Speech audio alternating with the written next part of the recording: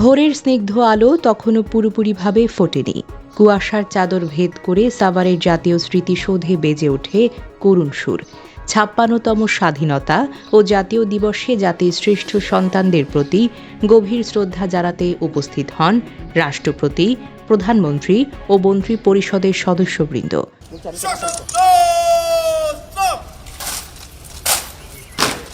ভোর ঠিক ৬টায় বেদিতে পুষ্পস্তবক অর্পণের মাধ্যমে মুক্তিযুদ্ধের মহান শহীদদের প্রতি বিনম্র শ্রদ্ধা জানান রাষ্ট্রপতি মোহাম্মদ শাহাবুদ্দিন ও প্রধানমন্ত্রী তারেক রহমান।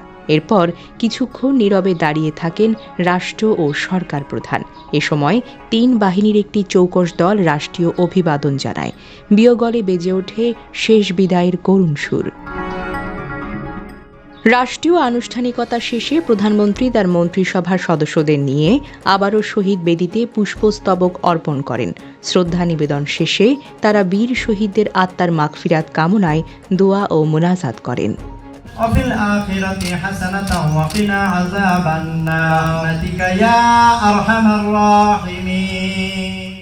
ভিভিআইপিদের বিদায়ের পর সর্বসাধারণের জন্য খুলে দেওয়া হয় স্মৃতিসৌধের প্রধান ফটক। মুহূর্তেই যেন বাঁধ ভাঙা জোয়ারের মতো মানুষের ঢল নামে সৌধ প্রাঙ্গণে।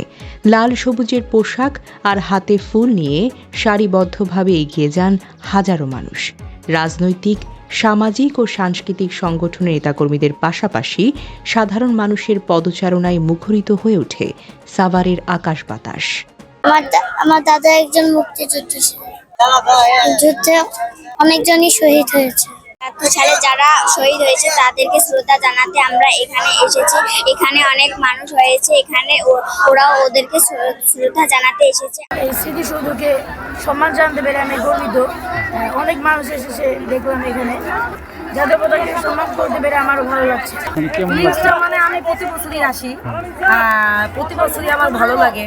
ছেলেকে নিয়ে প্রতি বছরই আসি, তবে এইবার আরো বেশি ভালো লাগছে। আমরা আজ স্বাধীন দেশে বাস করছি বীর শহীদদের আত্মত্যাগের বিনিময়ে।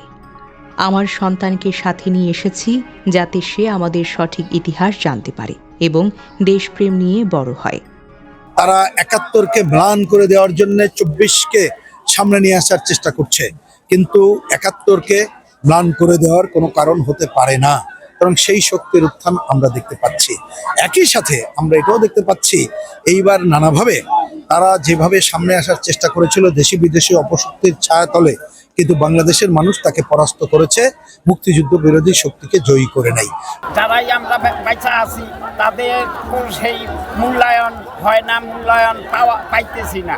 সরকারের কাছে চাওয়া পাওয়া বলতে আমাদের স্বাধীনতা দিবস এবং বিজয় দিবস, এই দুই সময়ে আমাদেরকে যথাযথ মর্যাদার সাথে আমাদেরকে আমরা সবাই সারা বাংলাদেশের মুক্তিযোদ্ধা একসঙ্গে একত্রিত হইয়া যেন আমরা আলোচনার মাধ্যমে কিছু করতে পারি। বয়সের বাধা মানেনি কেউ। বাবার হাত ধরে আসা অবোধ শিশু কিংবা লাঠিতে ভর দিয়ে আসা বৃদ্ধ মুক্তিযোদ্ধা, সবার গন্তব্য ছিল একটাই।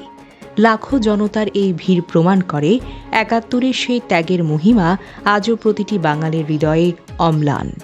বেলা বাড়ার সাথে সাথে স্মৃতিসৌধ এলাকা পরিণত হয় এক জনসমুদ্রে। ফোর্স এবং অফিসার রয়েছে, তারা সবাই যাতে এই দিবসটিকে মর্যাদার সাথে উদযাপন করতে পারে এবং গুরুত্ব সহকারে উদযাপন করতে পারে। আসলে আমাদের স্বাধীনতা দিবসে আমাদের করণীয়গুলো কি এটা একটা বিষয় জাতি হিসেবে, প্লাস হচ্ছে আমাদের স্মৃতিসৌধ, এখানেও শহীদদের একটা সম্মান জানানো, এটাই এই বিষয়। ভালোই লাগছে, যেহেতু আজকে একটা বিশেষ দিন আমাদের বাঙালি জাতির জন্য, সেই জন্য আমরা আমাদের দেশের জন্য লড়াই করেছি। অনেক শহীদ, আমাদের ভাই বোনেরা অনেক রক্তের বিনিময়ে আমরা এই দেশকে ফিরে পেয়েছি। সাভারের এই স্মৃতিসৌধ আজ কেবল ইটের স্থাপনা নয়, বরং কোটি বাঙালির আবেগ আর কৃতজ্ঞতা প্রকাশের মিলন মেলায় পরিণত হয়েছে। দুর্নীতিমুক্ত এবং বৈষম্যহীন নতুন বাংলাদেশ গড়ার শপথ নিয়েই আজ ঘরে ফিরছেন শ্রদ্ধা জানাতে আসা এই মানুষগুলো। অগ্রযাত্রা প্রতিদিন,